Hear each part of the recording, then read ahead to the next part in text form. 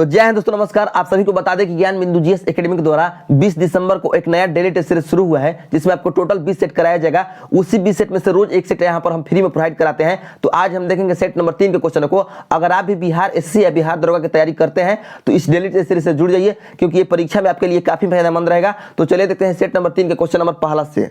Question number पहला में दिया है दोस्तों कि पूंजीवादी अर्थव्यवस्था के संदर्भ में एडम स्मिथ के अदृश्य हाथ का सही अर्थ क्या है। पूंजीवादी अर्थव्यवस्था के संदर्भ में एडम स्मिथ के अदृश्य हाथ का सही अर्थ क्या है। तो आपका सही उत्तर हो जाएगा बाजार की शक्ति। बाजार की शक्ति यानी ऑप्शन नंबर बी आपका सही उत्तर हो जाएगा। आपको बता दें कि जो पूंजीवादी अर्थव्यवस्था है, पूंजीवादी अर्थव्यवस्था के जनक एडम स्मिथ है। और जो पूंजीवादी अर्थव्यवस्था है ये अहस्तक्षेप के सिद्धांत पर कार्य करता है। अहस्तक्षेप के सिद्धांत पर कार्य करता है पूंजीवादी अर्थव्यवस्था, जिस सिद्धांत का प्रतिपादन एडम स्मिथ ने किया था। नेक्स्ट है आपका 2 नंबर क्वेश्चन। 2 नंबर क्वेश्चन में कह रहा है दोस्तों कि निम्नलिखित में कौन सा विकल्प सम्मिलित नहीं है। कौन सा विकल्प सम्मिलित नहीं है। तो आपका ऑप्शन नंबर ए में दिया है कि पर्यावरण संरक्षण अधिनियम 2002। तो ये जो है सम्मिलित नहीं है, क्योंकि जो पर्यावरण संरक्षण अधिनियम है ये 2002 में नहीं बल्कि 1986 में पारित हुआ था। ठीक है, 2002 में क्या हुआ था दोस्तों? तो 2002 में जैव विविधता अधिनियम पारित हुआ था। जैव विविधता अधिनियम पारित हुआ था 2002 में। और जो पर्यावरण संरक्षण अधिनियम है ये 1986 में पारित हुआ था। ठीक है, बाकी जो तीनों है बी सी डी ये तीनों के तीनों सम्मिलित है। शिक्षा का अधिकार अधिनियम 2009 में पारित हुआ था। वन अधिकार अधिनियम 2006 में पारित हुआ था। सूचना अधिकार अधिनियम 2005 में पारित हुआ था। तो आपका सही उत्तर हो गया ऑप्शन नंबर ए। नेक्स्ट आपका 3 नंबर क्वेश्चन। यदि किसी अर्थव्यवस्था में 1995 के प्रारंभ में राष्ट्रीय आय 15 करोड़ हो और वर्ष के अंत में राष्ट्रीय आय यानी नेशनल इनकम 18 करोड़ हो जाए तो समृद्धि दर यानी ग्रोथ रेट कितना होगा। तो आपका सही उत्तर हो जाएगा 3 नंबर क्वेश्चन का ऑप्शन नंबर डी 20%। एक इसका फार्मूला है, उसके तहत ग्रोथ रेट जो है ज्ञात किया जाता है। इसका फार्मूला यह है कि वर्ष के अंत में राष्ट्रीय आय, वर्ष के अंत में राष्ट्रीय आय माइनस वर्ष के प्रारंभ में राष्ट्रीय आय बटा में वर्ष के प्रारंभ में राष्ट्रीय आय गुण 100। ठीक है, ये इसका फार्मूला होता है ग्रोथ रेट निकालने का। तो इस फार्मूला से आप निकाल सकते हैं। नेक्स्ट आपका 4 नंबर क्वेश्चन। जैसे जैसे किसी वस्तु की कीमत गिरती है वैसे वैसे उसकी मांग बढ़ती है। ठीक है, यदि उपभोक्ता की आय, रुचि तथा अन्य वस्तु के मूल्य स्थिर रहे, अर्थव्यवस्था में इसे मांग का नियम कहते हैं, जिसका प्रतिपादन किया है। किसने किया है? तो आपका सही उत्तर हो जाएगा अल्फ्रेड मार्शल। अल्फ्रेड मार्शल ने किया है। आपको बता दें कि जो अल्फ्रेड मार्शल है इनकी एक विश्व प्रसिद्ध पुस्तक है principle of economics. Principle of economics, जिसका प्रकाशन 1890 में हुआ था। 1890 में हुआ था। इस बात को भी याद रखिएगा।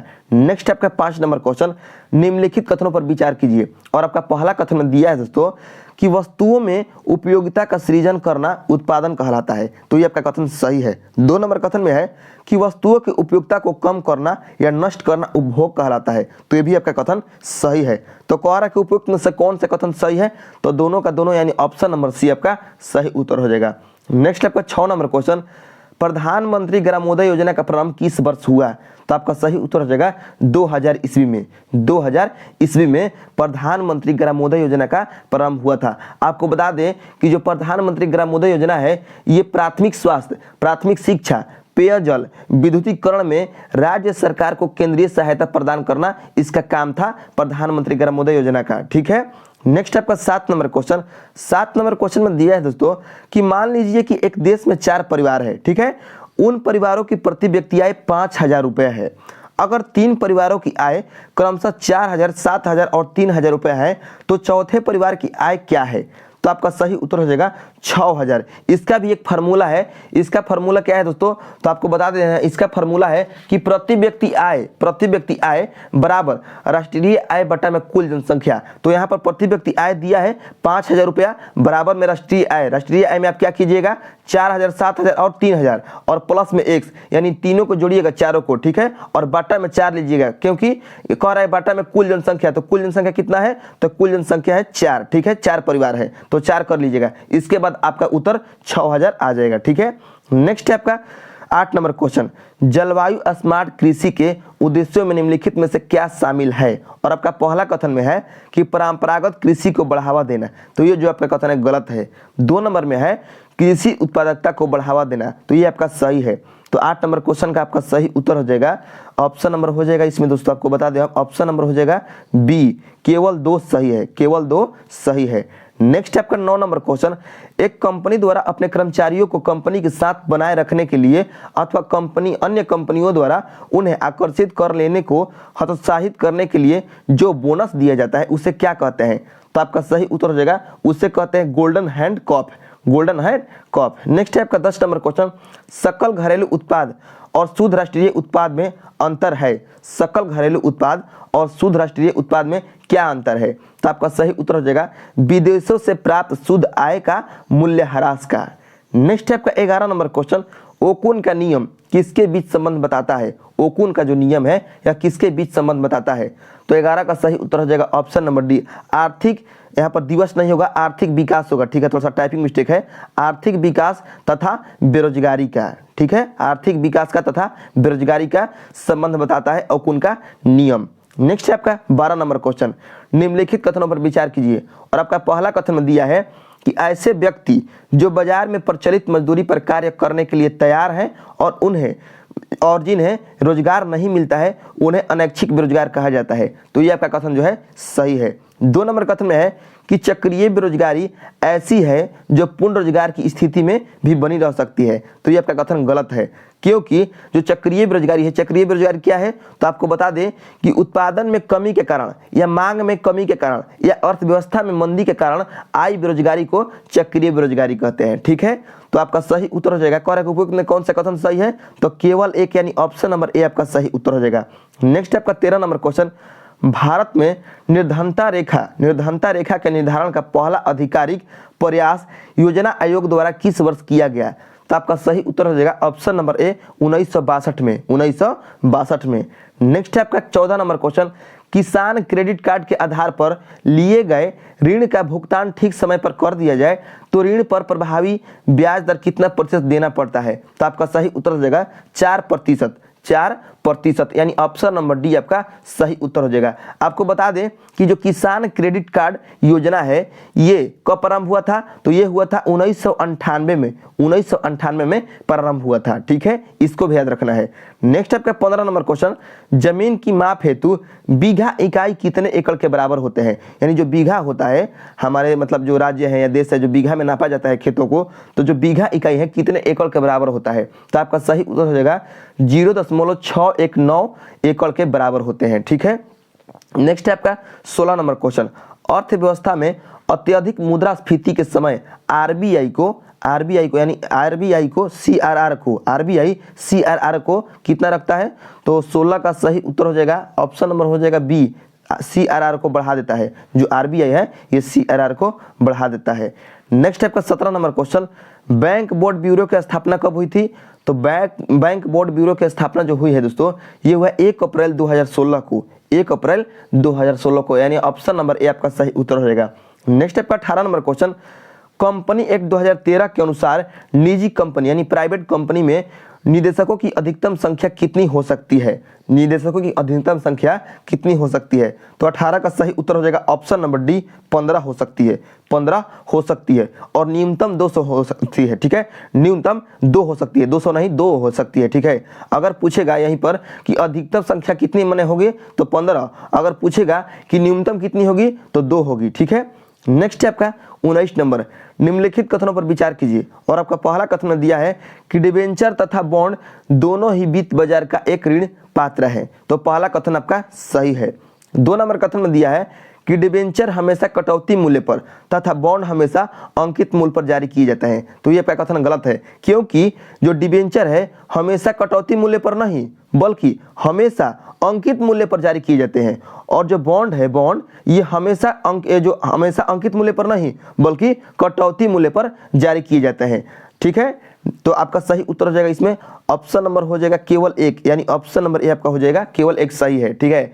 नेक्स्ट है आपका 20 नंबर क्वेश्चन, और 20 में दिया है कि साख निर्धारण करने वाली निम्नलिखित में कौन सी संस्था भारतीय है? साख निर्धारण करने वाली निम्नलिखित में कौन सी संस्था भारतीय है? तो आपका सही उत्तर हो जाएगा 20 नंबर क्वेश्चन का ऑप्शन नंबर डी, क्रिसिल, ठीक है।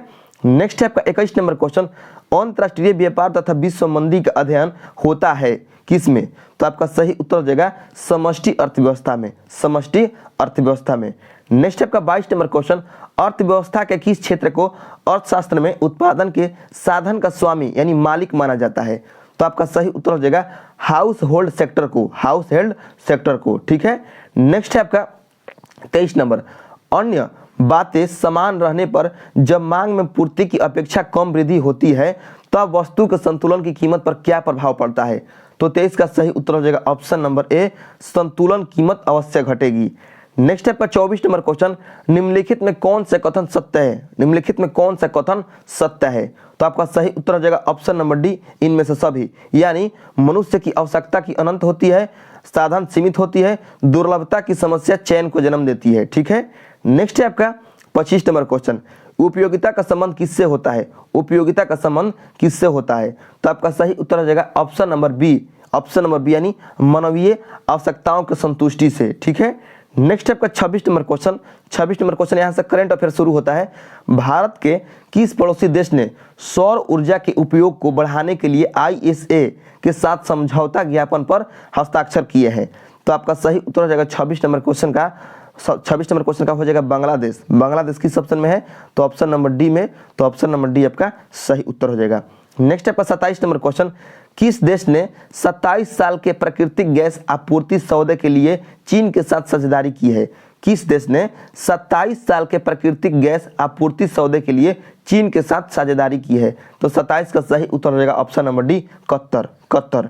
नेक्स्ट आपका 28 नंबर क्वेश्चन, डैश जलवायु परिवर्तन की चुनौतियों से निपटने के लिए मैंग्रोव यानी वन और वनस्पति संबंधी गठबंधन में शामिल हो गया है? तो आपका सही उत्तर हो जाएगा option number C, Bharat. Next आपका 29 नंबर क्वेश्चन, हाल ही में चर्चा में रही सौर क्रांति का संबंध किस देश से है? तो आपका सही उत्तर हो जाएगा 29 का ऑप्शन नंबर डी, अफगानिस्तान से है। नेक्स्ट है आपका 30 नंबर क्वेश्चन, हाल ही में समाचारों में रहा PET 46 क्या है? PET 46 क्या है? तो आपका सही उत्तर हो जाएगा ऑप्शन नंबर बी, एंजाइम है। नेक्स्ट है आपका 31 number question, G20 film festival का आयोजन किस शहर में किया जा रहा है? तो आपका सही उत्तर हो जाएगा 31 का ऑप्शन नंबर ए, नई दिल्ली में। नेक्स्ट है आपका 32 नंबर क्वेश्चन, समाज में वंचित समूहों को सशक्त बनाने के लिए केंद्र सरकार द्वारा कौन सी योजना शुरू की गई है? तो 32 का सही उत्तर हो जाएगा ऑप्शन नंबर बी, अटल वयो अभ्युदय योजना। नेक्स्ट है आपका 33 नंबर क्वेश्चन, किस राज्य ने जून 2023 में ASEAN शिखर सम्मेलन की मेजबानी की? तो 33 का हो जाएगा option number A, Goa. Next आपका 34 नंबर क्वेश्चन, किस राज्य सरकार ने मुख्यमंत्री संपूर्ण पुष्टि योजना की शुरुआत की है? तो आपका सही उत्तर हो जाएगा ऑप्शन नंबर बी, ओडिशा राज्य सरकार ने। नेक्स्ट आपका 35 नंबर, भारत का सबसे गहरा मेट्रो स्टेशन कहाँ बना रहा है? ठीक है, कहाँ बन रहा है?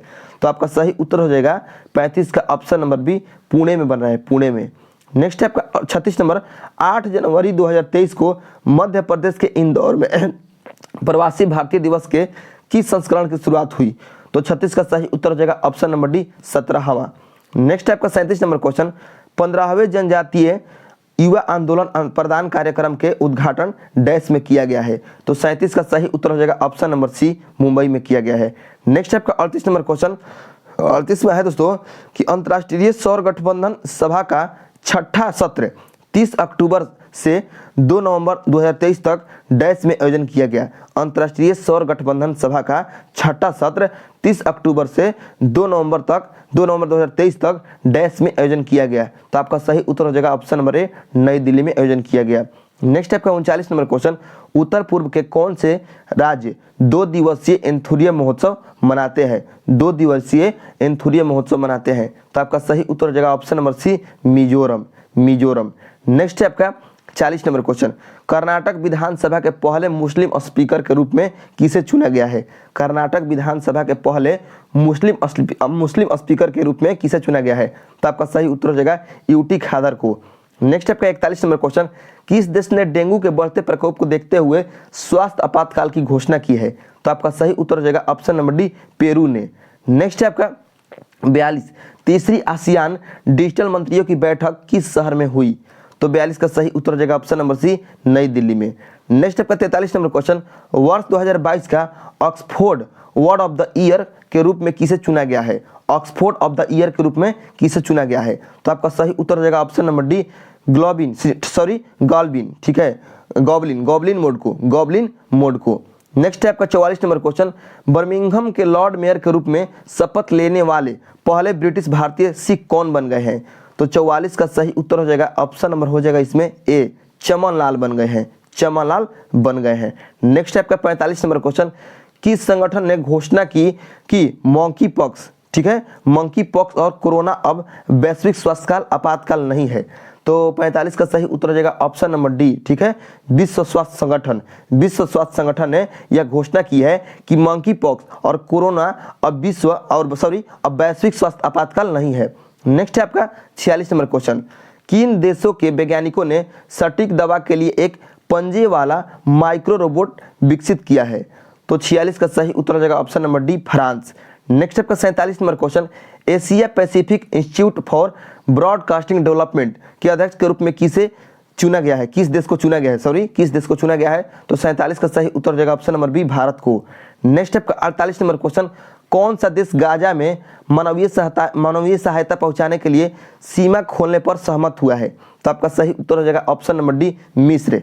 नेक्स्ट है आपका 49 नंबर क्वेश्चन, कौन सा देश यूरो को अपनी करेंसी के रूप में अपना लिया है?